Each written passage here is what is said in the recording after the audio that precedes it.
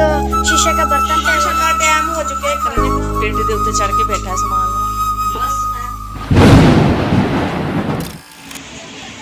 अस्सलाम वालेकुम प्यारे बहन भाइयों, क्या हाल चाल है? मैं ठीक ठाक उम्मीद करती हूँ आप सब भी ठीक ठाक होंगे। जहाँ भी रहें खुश रहें, आबाद रहें, हंसते रहें, मुस्कुराते रहें। तो मैं आज के लोग देख बहन भाई हमारे साथ साथ जो कि रूटीन घर का काम होगा सब बहन मैंने शेयर करा। अल्लाह ताला सब नूं अपने ईमान च रखे, सब ते अल्लाह ताला अपनी रहमत बनाई रखे। क्योंकि मेरी तबीयत नहीं सही, रात का हैगा होया पिया है, बहुत पेट में दर्द और मेरी लत्तां जिवें अज जान ही नहीं है। और सर्दी लगी जान दी, नाल बुखार इन्ना तेज हो गया।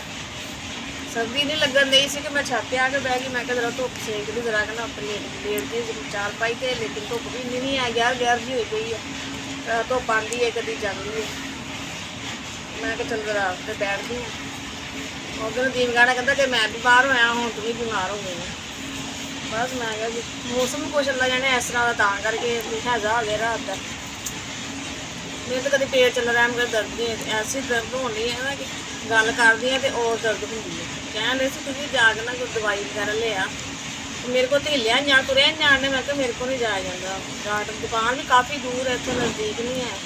मैं अच्छा देखा लेटी हुई सी, मैं ऊपर आ गई जरा और मकान मालक आ गया, उन्हें होर टेंशन दी परेशानी दे दी। जी मकान खाली कर दो, टाइम पूरा आ गया और एडवांस भी खत्म हो गया, तुम किराया नहीं दिता, एडवांस खत्म है और अपना हिसाब कर लो। बचाया ही कुछ नहीं, उन्हें बिलों में कुछ कट वट कर लिया, पैसे पूरे करते उन्हें, कहना तुहाडे कोई पैसा नहीं बचता। बहस करने का फायदा नहीं, क्योंकि मालकों को दईए एडवांस पैसे नहीं वापस मिलते। मैं कहना आ बिल आ गया, क्योंकि इस बिल क्लीयर करता वा 13,000 रुपया किसी की बिल भरिया, लेकिन उन्होंने ये होंगे अगे यूट बले या दिन वा उन्होंने अपना भी पूरा कर देना है, सानू पैसे वापस ना करने। वो टेंशन मुझे टेंशन हो गई। दस हम मकान देखे तो है एक दो, लेकिन उन्होंने एडवांस बहुत और कराया भी ज़्यादा है। समझ नहीं आ रही, गुंजाइश नहीं है पैसों की और एडवांस की ना किराए की।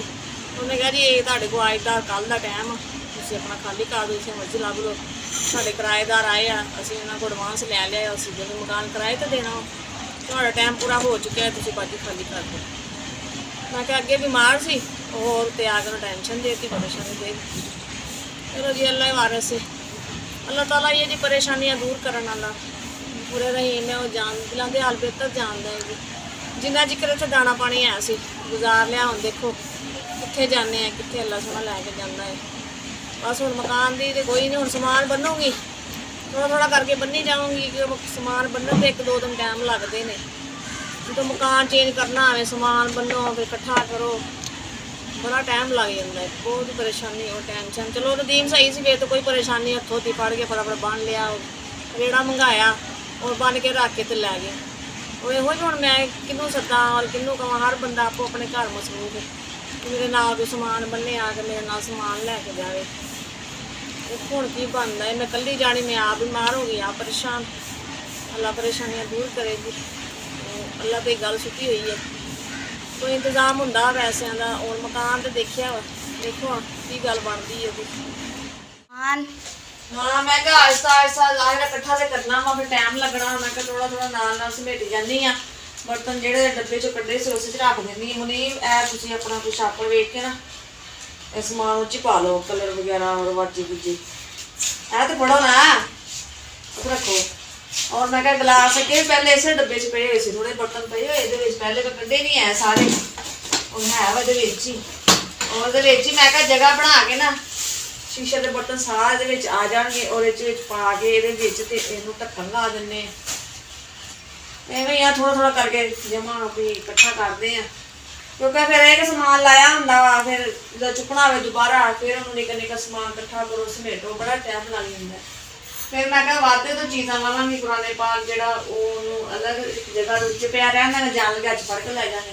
बाकी जो बर्तन खिल रहे हैं वो भी एक कोई बोरा या कोई थैला देखती वो पा के या किसी चीज़ बन लें डाल ली है। तो जी नदीम ने अपना समान पा रहे थे छापर च, इनू अलग ही वो मेज रख दे, फिर बाद चुकना है। और जो अभी टुटण वाले बर्तन ने बस वो मैं पहले समेट लवां। शीशे का बर्तन थे वो डब्बे में डाल दिए और बारी खाली हो चुकी है बिल्कुल। और मम्मा जी इधर जो छोटा सा सामान पड़ा हुआ है वो उतार रही हैं। ਹਾਂ ਉੱਪਰ ਬਰਤਨ ਪਏ ਹੋਏ ਨੇ, ਬਸ ਉਹ ਆ ਕੇ ਜਿਵੇਂ ਜਿਵੇਂ ਸਮਾਨ ਲਿਆਏ ਐਵੇਂ ਰੱਖ ਦਿੱਤਾ ਹੁਣ ਐਵੇਂ ਮੈਂ ਕਿਹਾ ਚੁੱਕ ਕੇ ਔਰ ਬੰਨ ਲੈਂਦੇ ਆ ਕੱਪੜੇ 'ਚ। ਬੋਰੇ ਦੇ ਹੈ ਕੋਈ ਨਹੀਂ ਆ ਹੁਣ ਬੀਬੀ ਸਹੀ ਹੁੰਦੀ ਫਿਰ ਜਾ ਕੇ ਤੇ ਬੋਰੇ ਵਗੈਰਾ ਲੈ ਆਉਂਦੇ। ਹੁਣ ਇੱਕ ਕੱਪੜਿਆਂ 'ਚ ਕੁਝ ਚਦਰਾਂ 'ਚ ਬੰਨ ਲਵਾਂਗੀ। ਜੀ ਮੋਰ ਦੇ ਪੰਖ ਇਹਨੇ ਦੀ ਉਹ ਲੈ ਕੇ ਆਏ ਸੀ, ਦੂਸਰੇ ਮਕਾਨ 'ਚ ਰਹਿੰਦੇ ਸੀ ਉਦੋਂ।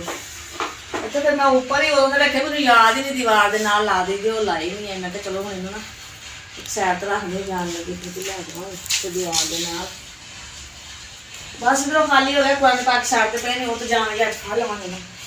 ਬਾਕੀ ਹੁਣ ਆ ਗਿਆ ਜਿਹੜਾ ਇੱਧਰ ਵੱਡਾ ਵੱਡਾ ਸਮਾਨ ਉਹ ਵੀ ਬਾਅਦ ਕਰਦੇ ਆ। ਉਹ ਜਿਹੜਾ ਹੋ ਕੋਈ ਹੈ ਨਿੱਕਾ ਨਿੱਕਾ ਬਥੇਰਾ ਖਿਲ ਰਿਹਾ ਹੁੰਦਾ, ਸਮਾਨ ਚੁੱਕੋ ਨਾ ਫਿਰ ਪਤਾ ਲੱਗਦਾ ਕਿਹੜੀ ਚੀਜ਼ ਕਿੱਥੇ ਖਿਲਦੀ ਹੈ ਕਿਹੜੀ ਚੀਜ਼ ਨਹੀਂ, ਕਿਉਂਕਿ ਉਹ ਸਮੇਟੀ ਹੁੰਦੀ ਹੈ ਨਾ ਹਰ ਚੀਜ਼, ਨਹੀਂ ਪਤਾ ਲੱਗਦਾ। ਮੈਂ ਕਿਹਾ ਪਹਿਲੇ ਇਹਦੇ ਕਮਰੇ ਦਾ ਸਮਾਨ ਇੱਕ ਸਾਈਡ ਤੇ ਬੰਨ ਮੁੰਨ ਕੇ ਰੱਖ ਲਈਏ, ਕਿਉਂਕਿ ਜਾਣ ਲੱਗਿਆ ਸਾਨੂੰ ਆਸਾਨੀ ਹੋਵੇ, ਰੇੜਾ ਆਵੇ ਔਰ ਸਮਾਨ ਚੁੱਕ ਕੇ ਰੇੜੇ ਤੇ ਰੱਖ ਲਈਏ। ਉਸ ਤੋਂ ਬਾਅਦ ਜਿਹੜਾ ਸੇਨ 'ਚ ਖਿਲ ਰਿਹਾ ਵਾ ਛੋਟਾ ਛੋਟਾ ਸਮਾਨ ਫਿਰ ਉਹ ਇਕੱਠਾ ਕਰਦੇ ਆ। ਉਹਦੇ ਪਿੱਛੇ ਮੈਂ ਕਿਹਾ ਪਏ ਨੇ ਥੋੜੇ ਬਿਸਤਰੇ ਉਹ ਵੀ ਬੰਨ੍ਹਦੀ ਆ। ਜ਼ਾਹਿਰ ਹੈ ਸਮਾਨ ਚੁੱਕਣ ਲੱਗੋ ਪਤਾ ਲੱਗਦਾ ਵਾ ਕਿ ਸਮਾਨ ਕਿਤੇ ਕਿਤੇ ਖਿਲ ਰਿਹਾ ਵਾ, ਭਾਵੇਂ ਨਿੱਕਾ ਨਿੱਕਾ ਭਾਵੇਂ ਥੋੜਾ ਵੀ ਆ, ਲੇਕਿਨ ਫਿਰ ਪਤਾ ਚੱਲਦਾ ਹੈ। ਬੰਨਿਆ ਹੋਏਗਾ ਨਾ ਫਿਰ ਆਸਾਨੀ ਹੋ ਜਾਏਗੀ। ਮੁੰਡੀ ਮੇਰੇ ਨਾਲ ਨਾ ਬਣਵਾਏਗਾ ਜੀ। ਪੇਟੀ ਦੇ ਉੱਤੇ ਚੜ ਕੇ ਬੈਠਾ ਸਮਾਨ ਲਵਾਉਣ ਡਿਆ, ਇਕੱਠਾ ਕਰਵਾਉਣ ਡਿਆ, ਤੇ ਚੜ ਕੇ ਬਹਿ ਗਿਆ। जी है ना, मकान कहाँ लेंगे ये भी खाली करेंगे। ਹਾਂ ਮਤਲਬ ਖਾਲੀ ਤੇ ਕਰਨਾ, ਕਿਰਾਏ ਦਾ ਕਿਹੜਾ ਆਪਣਾ ਫਿਰ ਤਾਂ ਟੈਨਸ਼ਨ ਨਹੀਂ, ਅੱਲਾ ਤਾਲਾ ਦੇਗਾ ਕਦੀ ਕਦੀ ਆਪਣਾ। ਖਾਲੀ ਤੇ ਕਰਨਾ ਵਾ, ਦੇਖੋ ਕਿੱਥੇ ਮਿਲਦਾ ਹੈ। ਮੈਂ ਕਿਹਾ ਚਲੋ ਸਮਾਨ ਤੇ ਸਮੇਟੀਏ ਇਕੱਠਾ ਕਰੀਏ, ਜਿੱਥੇ ਮਿਲੇਗਾ ਜਿੱਥੇ ਨਸੀਬ ਹੋਏਗਾ ਉੱਥੇ ਫਿਰ ਲੈ ਲਵਾਂਗੇ। ਉਹ ਫਿਰ ਕੀ ਕਰ ਸਕਦੇ ਆ, ਕਿਰਾਏਦਾਰ ਐਵੇਂ ਆ, ਅੱਜ ਇੱਥੇ ਆ ਕੱਲ ਪਤਾ ਨਹੀਂ ਕਿੱਥੇ ਆ। ਬਸ ਕਦੀ ਤੇ ਅੱਲਾ ਤਾਲਾ ਪਰੇਸ਼ਾਨੀ ਦੂਰ ਕਰੇਗਾ। ਮਾਸ਼ਾਅੱਲਾ ਟਾਈਮ ਹੋ ਚੁੱਕਿਆ ਖਾਣੇ ਦਾ, ਮੈਂ ਖਾਣਾ ਬਣਾ ਰਹੀ ਹਾਂ ਜੀ। ਬਿਮਾਰ ਹੋਈਏ ਤੰਦਰੁਸਤੀ ਹੋਵੇ, ਜਿਹੜਾ ਕੰਮ ਹੈ ਖਾਣਾ ਬਣਾਉਣਾ ਇਹ ਤੇ ਬਣਾ ਕੇ ਦੇਣਾ ਹੈ, ਸਾਨੂੰ ਕਿਸੇ ਨੇ ਬਣਾ ਕੇ ਦੇਣਾ, ਖੁਦ ਹੀ ਬਣਾਉਣਾ, ਬੱਚਿਆਂ ਨੂੰ ਦੇਣਾ ਹੈ ਜੀ। ਔਰ ਯਕੀਨ ਕਰਿਏ ਅੱਜ ਬਿਲਕੁਲ ਮੇਰੀ ਹਿੰਮਤ ਖਤਮ ਹੋਈ ਪਈ ਹੈ, ਲੇਕਿਨ ਕੀ ਕਰੀਏ ਜੀ ਫਿਰ ਘਰ ਹੀ ਬਣਾਉਣਾ ਹੈ, ਹੋਰ ਕੀ ਕਰਨਾ ਹੈ। ਔਰ ਮੈਂ ਬਣਾਇਆ ਆਪਣੇ ਵਾਸਤੇ ਜੀ ਖਿਚੜੀ ਬਣਾਈ ਸੀ, ਪਾਈਆ ਚਾਵਲ ਮੰਗਾਏ, ਉਹਦੀ ਖਿਚੜੀ ਬਣਾ ਲਈ। ਔਰ ਨਦੀਮ ਵਾਸਤੇ ਮੈਂ ਬਣਾ ਰਹੀ ਜੀ ਅੰਡਾ, ਥੋੜੇ ਪਿਆਜ਼ ਪਾ ਲਈ, ਮੈਂ ਕਿਹਾ ਪਾ ਲਾਂਗੀ। ਔਰ ਇੱਕ ਅੰਡਾ ਮੰਗਵਾਇਆ ਹੈ,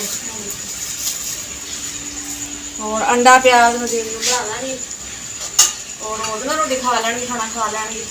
ਔਰ ਮੈਂ ਚਾਵਲ ਬਣਾਏ ਨੇ ਖਿਚੜੀ ਤੇ ਉਹਨਾਂ ਨੂੰ ਤਾਂ ਨਹੀਂ ਦੇਣੇ, ਔਰ ਬੱਚੇ ਮੇਰੇ ਨਾਲ ਚਾਵਲ ਹੀ ਖਾ ਲੈਣਗੇ। ਉਹਨਾਂ ਵਾਸਤੇ ਮੈਂ ਥੋੜਾ ਜਿਹਾ ਆਟਾ ਗੋਲਿਆ, ਮੈਂ ਕਿਹਾ ਚਲੋ ਉਹਨਾਂ ਨੂੰ ਤੇ ਬਣਾ ਕੇ ਦੇਵਾਂ। ਸਮਾਨ ਜਿਹੜਾ ਕਮਰੇ ਵਾਲਾ ਸੀ ਉਹ ਮੈਂ ਵੀ ਬੰਨ ਲਿਆ, ਸਮੇਟ ਲਿਆ, ਇੱਕ ਸਾਈਡ ਤੇ ਰੱਖ ਦਿੱਤਾ ਹੈ। ਜਿਵੇਂ ਕੋਈ ਮਕਾਨ ਦੀ ਗੱਲਬਾਤ ਪੱਕੀ ਹੁੰਦੀ ਹੈ ਫਿਰ ਮੈਂ ਕਿਹਾ ਉਵੇਂ ਚੁੱਕ ਲਵਾਂਗੇ। ਔਰ ਮੈਂ ਕਿਹਾ ਫਿਰ ਹੌਲੀ ਹੌਲੀ ਬਾਹਰ ਦਾ ਸੇਨ ਦਾ ਵੀ ਇਕੱਠਾ ਕਰੀ ਜਾਵਾਂਗੇ, ਔਰ ਇਹ ਵੀ ਬੰਨੀ ਜਾਵਾਂਗੇ, ਚੁੱਕਣ ਲੱਗਿਆ ਆਸਾਨੀ ਹੋ ਜਾਏਗੀ। अम्मा जी चावल दे दो, हम खा लें। भूख लग गई? हाँ जी। माशाल्लाह चावल ये देखिए, खिचड़ी बनाई है, मेरी दाल पाई है थोड़ी जी पीली खिचड़ी वाली, और नरम जे करके ना मैं बना ले फिर अपने वास्ते और बच्चों वास्ते चावल। और वैसे भी मुनीर तो वैसे बहुत शौक ना खाता है चावल, मुझे पसंद है ना चावल। जिस दिन चावल पक्के होना मुनीर की ईद होंगी है जी, और कहेगा भावें रोज़ मेरे वास्ते चावल होना, तो दो ना चावल दे दो मैनू।